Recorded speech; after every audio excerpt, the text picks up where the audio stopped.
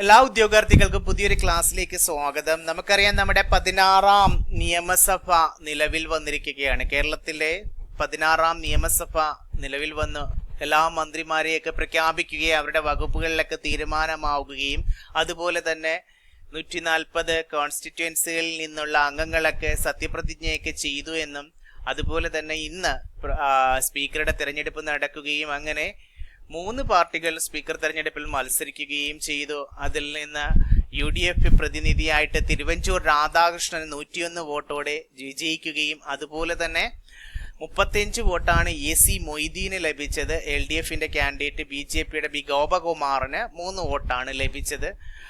Pro tem സ്പീക്കറായിരുന്ന G സുധാകരന് vote ചെയ്യാനായിട്ട് സാധ്യമായില്ല. അതായത് 16ാം നിയമസഭയുടെ പ്രോട്ടേം സ്പീക്കർ ആരെന്ന് ചോദിച്ചു കഴിഞ്ഞാൽ ആലപ്പുഴ ജില്ലയിലെ അമ്പലപ്പുഴയിൽ നിന്ന് തിരഞ്ഞെടുക്കപ്പെട്ട G സുധാകരനാണ് 16ാം നിയമസഭയുടെ പ്രോട്ടേം സ്പീക്കർ. ഓക്കെ, അപ്പോൾ ഈ പ്രോട്ടേം സ്പീക്കറുടെ ചുമതല അല്ലെ, സ്പീക്കറെ തിരഞ്ഞെടുക്കുന്നത് വരെ സഭയൊക്കെ നിയന്ത്രിക്കുന്നതും അതുപോലെ തന്നെ സ്പീക്കറുടെ തെരഞ്ഞെടുപ്പൊക്കെ നിയന്ത്രിക്കുന്നതുമെല്ലാം പ്രോട്ടേം സ്പീക്കറാണ്. ഓക്കെ ആണല്ലോ. അപ്പോൾ നമുക്ക് മന്ത്രിമാരും വകുപ്പുകളൊക്കെ ഒന്ന് നോക്കാം. നമുക്കറിയാം, എറണാകുളം ജില്ലയിലെ പറവൂരിൽ നിന്നാണ് നമ്മുടെ മുഖ്യമന്ത്രി. പറവൂരിലെ കാൻഡിഡേറ്റ് ആയിരുന്നു അല്ലെ VD സതീശൻ. ജൻസികളുടെ പൊക്കി മുഖ്യമന്ത്രി എന്നറിയപ്പെടുന്ന VD സതീശൻ. അപ്പോൾ ഈ VD സതീശൻ ഇന്ത്യൻ നാഷണൽ കോൺഗ്രസിന്റെ കാൻഡിഡേറ്റ് ആയിരുന്നു. അദ്ദേഹം മുഖ്യമന്ത്രി പദവി കൂടാതെ വഹിക്കുന്ന മറ്റു വകുപ്പുകൾ കൂടി അറിഞ്ഞിരിക്കണം. പൊതുഭരണം, ധനകാര്യം, നിയമം, തുറമുഖം, അഖിലേന്ത്യാ സർവീസുകൾ, തീരദേശ ഷിപ്പിംഗ് ആൻഡ് ഇൻലാൻഡ് നാവിഗേഷൻ, ഭരണപരിഷ്കാരം, തിരഞ്ഞെടുപ്പ്, അതായത് സംസ്ഥാന തിരഞ്ഞെടുപ്പുമായിട്ട് ബന്ധപ്പെട്ട് തദ്ദേശ സ്വയംഭരണ തെരഞ്ഞെടുപ്പുകൾക്കൊക്കെ തിരഞ്ഞെടുപ്പ് കമ്മീഷണറെയൊക്കെ നിയമിക്കാറുണ്ടല്ലോ. അതിന്റെ റിലേറ്റഡ് ആയിട്ടുള്ള തിരഞ്ഞെടുപ്പിനെ കുറിച്ചൊക്കെയാണ് പറയുന്നത്. തിരഞ്ഞെടുപ്പ്, ഏകീകരണം, സൈനിക ക്ഷേമം, നാഷണൽ സേവിങ്സ്, തപാൽ ടെലഗ്രാഫ്, അതുപോലെ തന്നെ നോർക്ക, പ്രവാസികളുമായിട്ട് ബന്ധപ്പെട്ട് ഇതൊക്കെ കൈകാര്യം ചെയ്യുന്നത് നമ്മുടെ മുഖ്യമന്ത്രി തന്നെയാണ്. അതുപോലെ മറ്റു മന്ത്രിമാർക്ക് അനുവദിച്ചിട്ടില്ലാത്ത വകുപ്പുകളൊക്കെ അദ്ദേഹം കൈകാര്യം. അപ്പം പൊതുഭരണം, ധനകാര്യം, നിയമം, തുറമുഖം അതൊക്കെ ഇമ്പോർട്ടന്റ് ആണ്. നോർക്ക ഇമ്പോർട്ടന്റ് ആണ്. അഖിലേന്ത്യാ സർവീസ്, തീരദേശ ഷിപ്പിംഗ് ആൻഡ് ഇൻലാൻഡ് നാവിഗേഷൻ, ഭരണപരിഷ്കാരം, തിരഞ്ഞെടുപ്പ്, ഏകീകരണം, സൈനിക ക്ഷേമം, നാഷണൽ സേവിങ്സ്, തപാൽ ടെലഗ്രാഫ് തുടങ്ങിയവയൊക്കെ ആര് കൈകാര്യം ചെയ്യും? നമ്മുടെ മുഖ്യമന്ത്രിയായ പറവൂരിലെ കാൻഡിഡേറ്റായ എറണാകുളം ജില്ലയിലെ പറവൂരിൽ നിന്ന് വിജയിച്ച VD സതീശൻ കൈകാര്യം ചെയ്യുന്നു. ഓക്കെ അല്ലേ? നമുക്കിനി അടുത്തത് KPCC പ്രസിഡന്റൊക്കെ ആയിരുന്ന സണ്ണി ജോസഫ്. ഈ സണ്ണി ജോസഫ് ഏത് മണ്ഡലത്തെയാണ് പ്രതിനിധാനം ചെയ്തിരുന്നതെന്ന് അറിയാമോ? കണ്ണൂർ ജില്ലയിലെ പേരാവൂർ മണ്ഡലത്തെയാണ് പ്രതിനിധാനം ചെയ്ത് വിജയിച്ചു വന്നതാണ് സണ്ണി ജോസഫ്. ക്യാബിനറ്റ് പദവിയാണ്. അപ്പോൾ അദ്ദേഹം കൈകാര്യം ചെയ്യുന്നത് വൈദ്യുതിയും പരിസ്ഥിതിയും പാർലമെന്ററി കാര്യവുമാണ്.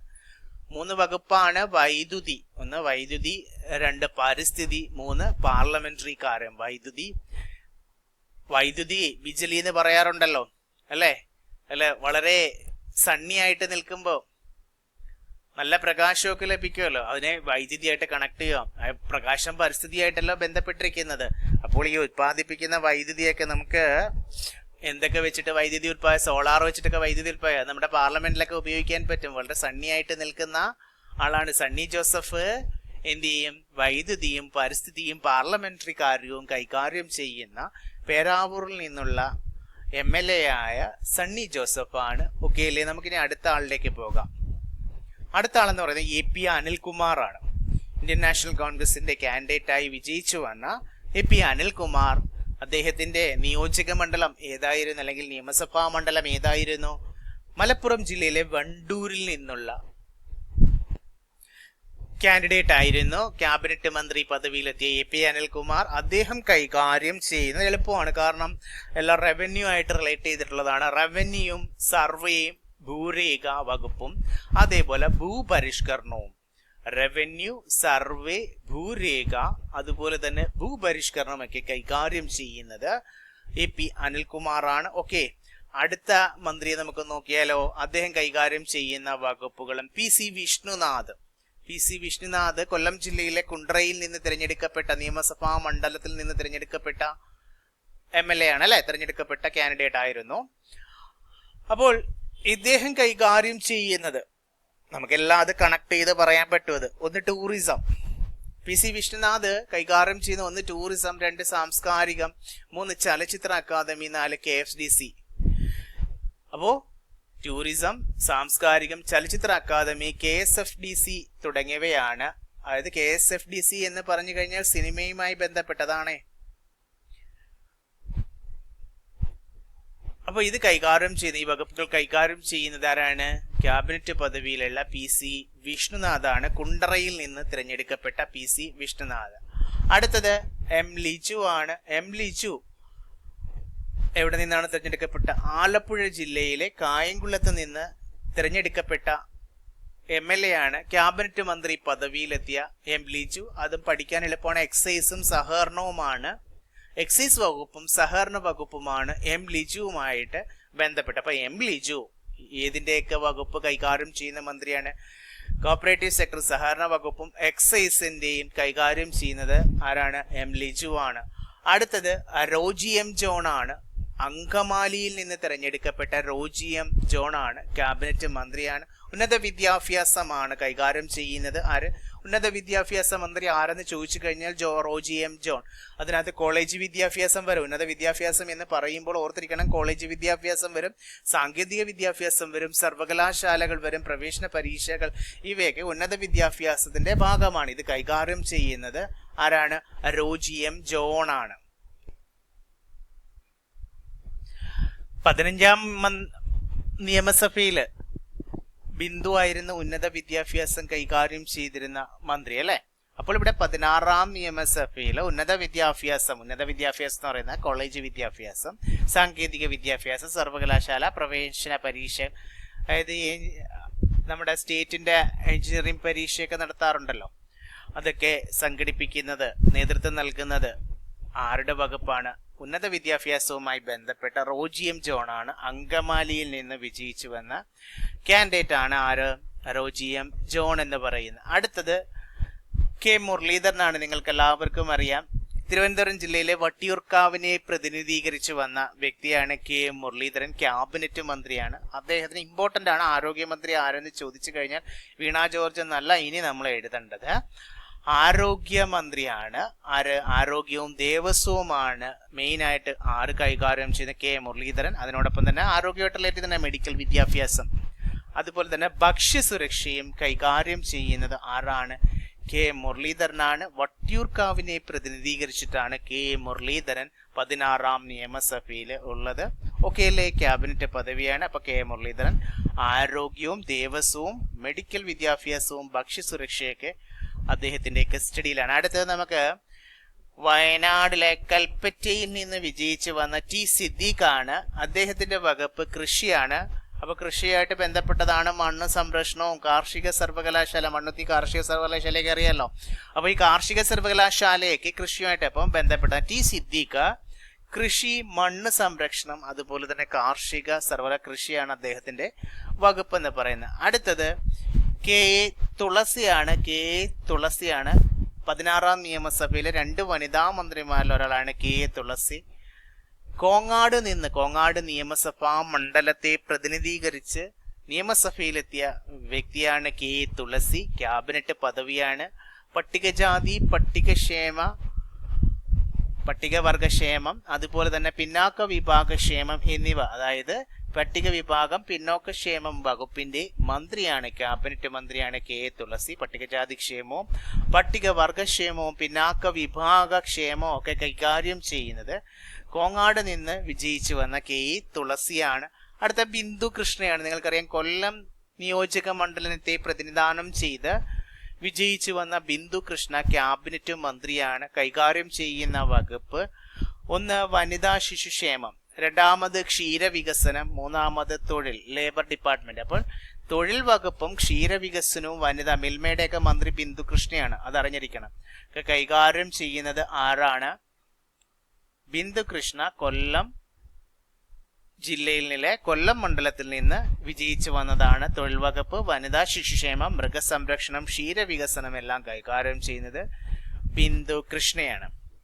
അടുത്തത് നമ്മുടെ 16ാം നിയമസഭയിലെ യുവമന്ത്രിയായ OJ ജനീഷ് ആണ്. അപ്പോൾ ഈ OJ ജനീഷ് കൈകാര്യം, അടുത്തത് കായിക മന്ത്രി മിക്കപ്പോഴും ചോദിക്കാറുണ്ട് സ്പോർട്സുമായിട്ട് റിലേറ്റ് ചെയ്ത മന്ത്രി അല്ലെ, കായിക മന്ത്രിയെ കുറിച്ച് ചോദിക്കാറുണ്ട്. അപ്പോൾ കായിക മന്ത്രി ആരെന്ന് ചോദിച്ചു കഴിഞ്ഞാൽ ഇനി അബ്ദുറഹ്മാൻ അങ്ങ് എഴുതരുത്, OJ ജനീഷാണ്.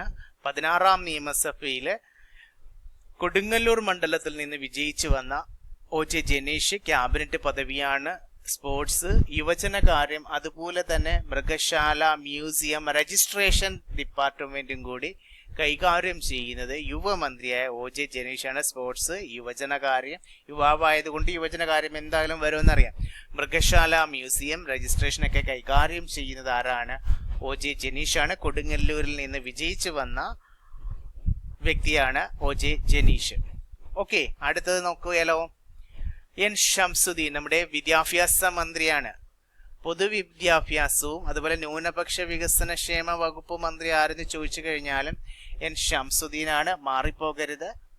പാലക്കാട് ജില്ലയിലെ മണ്ണാർക്കാടിനെ പ്രതിനിധാനം ചെയ്ത് 16ാം നിയമസഭയിലെത്തിയ N ഷംസുദ്ദീനാണ് നമ്മുടെ പൊതുവിദ്യാഭ്യാസവും ന്യൂനപക്ഷക്ഷേമവും ഹജ്ജ് വഖഫ് ബോർഡൊക്കെ കൈകാര്യം ചെയ്യുന്നത് ആരാണ്? N ഷംസുദ്ദീനാണ്. ക്യാബിനറ്റ് പദവിയാണ്. നമ്മുടെ വിദ്യാഭ്യാസ മന്ത്രി എന്ന് ചോദിച്ചു കഴിഞ്ഞാൽ N ഷംസുദ്ദീനാണ്. ഉന്നത വിദ്യാഭ്യാസ വകുപ്പ് കൈകാര്യം ചെയ്യുന്നതാണ് റോജി M ജോൺ, മറന്നു പോകരുത്. പൊതുവിദ്യാഭ്യാസവും ന്യൂനപക്ഷ വികസനവും ഹജ്ജും വഖഫും ഒക്കെ കൈകാര്യം ചെയ്യുന്നത് ക്യാബിനറ്റ് പദവിയിലുള്ള പാലക്കാടിലെ മണ്ണാർക്കാട് നിയോജക മണ്ഡലത്തിൽ നിന്ന് വിജയിച്ചു വന്ന N ഷംസുദ്ദീനാണ്. അടുത്തത് KM ഷാജിയാണ്.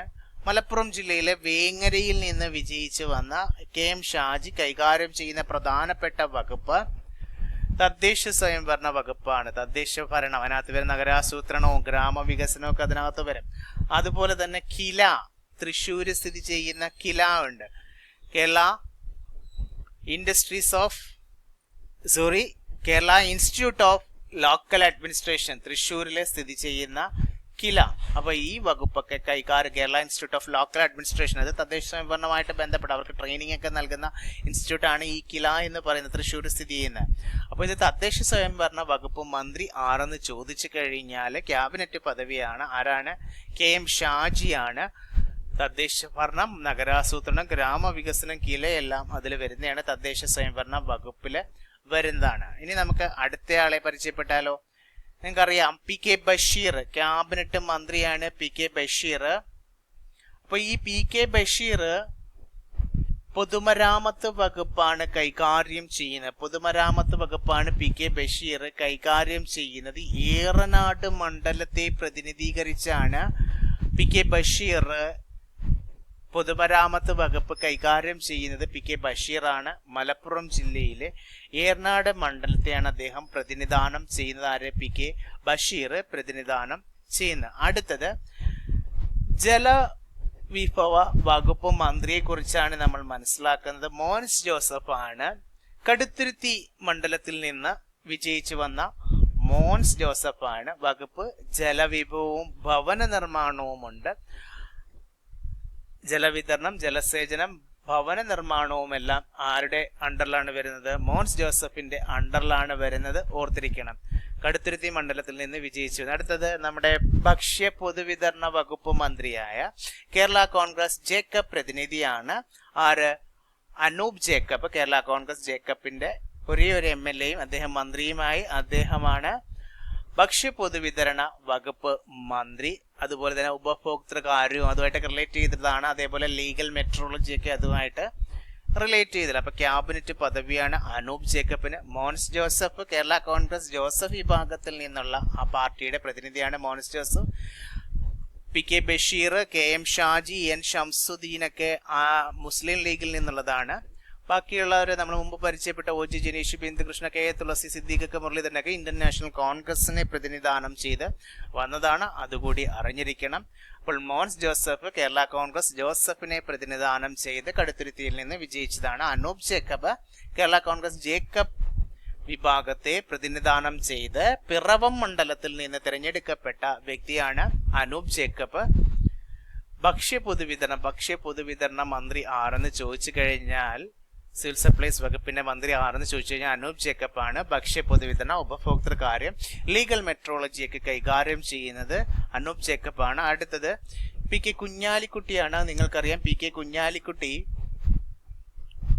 മലപ്പുറം ജില്ലയിലെ മലപ്പുറം നിയോജക മണ്ഡലത്തെ പ്രതിനിധാനം ചെയ്തു വന്ന ക്യാബിനറ്റ് പദവിയുള്ള നിലവിലെ മന്ത്രിയാണ്. വ്യവസായ വകുപ്പാണ് പ്രാമുഖ്യമായിട്ട് അദ്ദേഹം കൈകാര്യം ചെയ്യുന്നത്. വ്യവസായം, അതുപോലെ തന്നെ IT, അതുപോലെ തന്നെ പുതിയൊരു വകുപ്പ് രൂപീകരിച്ചു, ആർട്ടിഫിഷ്യൽ ഇന്റലിജൻസ് വകുപ്പ്, AI വകുപ്പ് രൂപീകരിക്കുന്ന ഇന്ത്യയിലെ ആദ്യത്തെ സംസ്ഥാനം ചോദിച്ചു കഴിഞ്ഞാൽ അത് കേരളമാണ്.